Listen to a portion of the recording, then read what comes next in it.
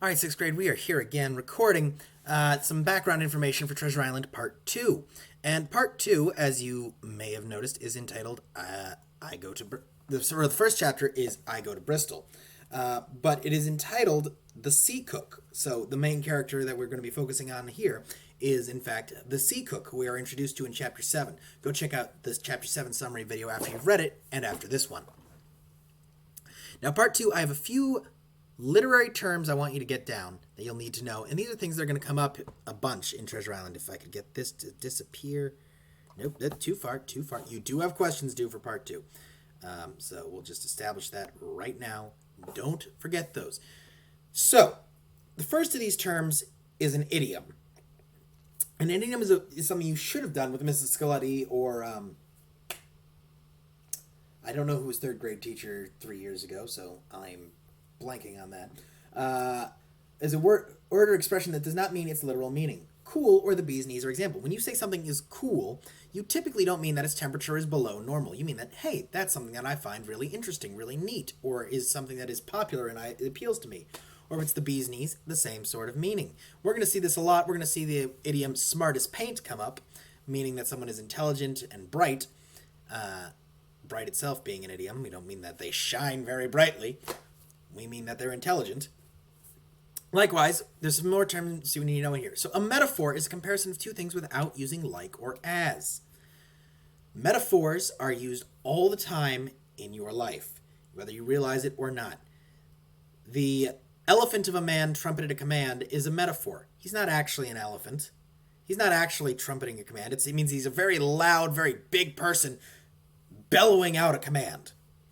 Likewise, a simile, the man was as loud as an elephant, is a comparison that uses like or as. Otherwise, identical to a metaphor. So the difference here, metaphor, no like or as, simile, has like or as. And then two more terms. And these go in with the direct and indirect characterization we've been focused on already. And these are a round character. A round character is a complex character, one with multiple personality traits. Typically, these will be your main characters or your main villains. These are people who you're going to spend a lot of time developing because the audience is going to spend more time with them. You generally, with a round character, will have more indirect characterization because they will be around longer. You will get to see them more and you will get to understand more of their traits. A flat character is one who does not have many traits. These characters tend to be introduced briefly, and because they're going to be in the book so briefly, you don't have time to give them multiple traits, so you need to establish their traits very quickly. They're typically characterized by direct characterization. Now, I say typically. They can both be characterized by indirect and direct characterization. I'm just letting you know that round characters tend to have indirect characterization, and flat characters tend to have direct characterization.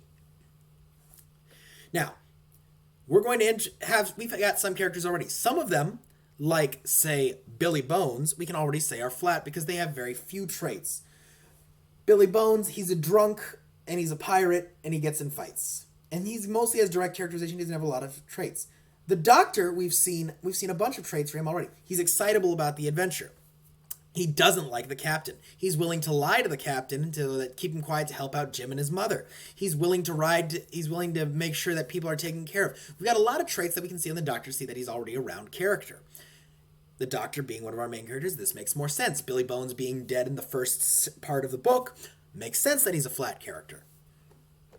So, these are things to consider as we move further on in the novel. Now, you have questions for Chapter 7. The due dates in this video are incorrect. I will fix them before I post them in Google Classroom.